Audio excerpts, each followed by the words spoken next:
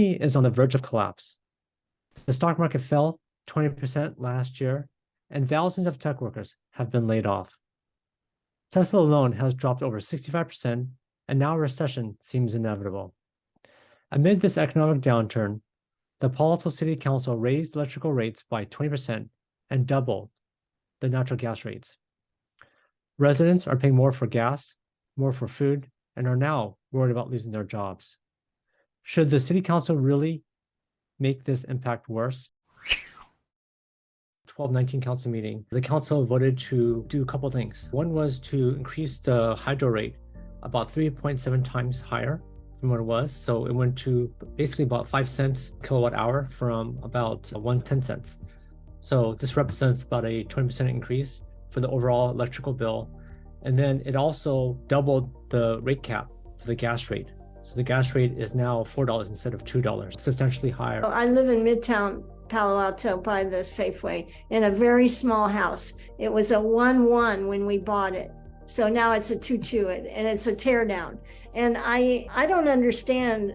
I went to the utilities website to try to understand how the bill is very complicated to me, but then they give you this PDF on the utility website that it's a lot of technical terms that I'm not a scientist, and so I can't understand it. And I'm just wondering if it's some kind of plot to get us, the small homeowners that have been here forever, to get us to leave, and so that they can rebuild our property and make a lot more money. Hi, I am a renter in Palo Alto, and I also have a elementary school age child.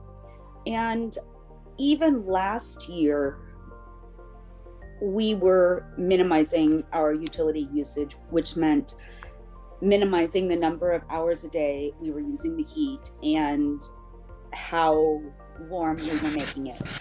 Now, this year already, I'm at a point where during the day, it's often colder inside our house than it is outdoors. And when we're sleeping at night, we can put on extra blankets and things, but getting up in the morning without heat is not especially pleasant, and it's something that is especially hard for my child. First of all, thank you guys for joining and thank you for your comments. So I'm going to go through this and address all of it. But I think there's a perception in Palo Alto that everyone's rich. And not to say that I think there aren't people who are really rich and this 20% or doubling of the rate cap is no big deal. There's certainly people like that. But definitely I know there are many that live here that this is a substantial impact, right? This is not something that's easy for some people. And I feel for those that have to cut way back, perhaps even at the expense of their own health with this. It is almost unconscionable because at the same meeting, we gave raises to city management and also the highest paid members of the city.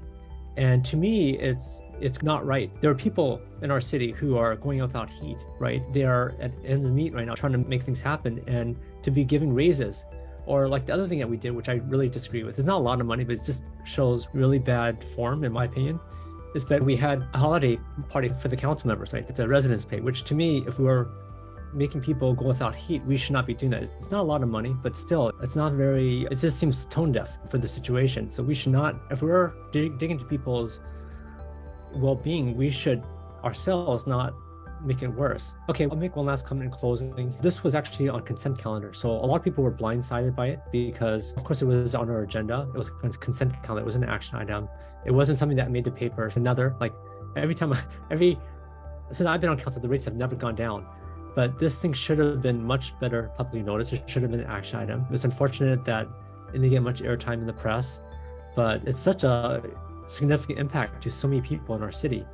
So the consent items should be non-controversial items. Things are a no-brainer. And so like clerical errors and stuff like that, right? Like minutes, right? Things like that. Substantial changes, like a 20% increase in the electric rates plus doubling of the rate cap is not an inconsequential amount, right? Although now, myself and 2 other people pulled the consent item to make an action item that night, but there was no notice. Nobody in the community knew that this was going to be an action item, that this was going to be such a big impact, that people in January are going to have these mammoth bills, right, to pay for. Again, I was surprised by how quickly and how few questions people asked about raising this rate. It's when you're raising the rate so much, we owe it to the people to ask really hard questions to make sure that this is we have no choice but to do this.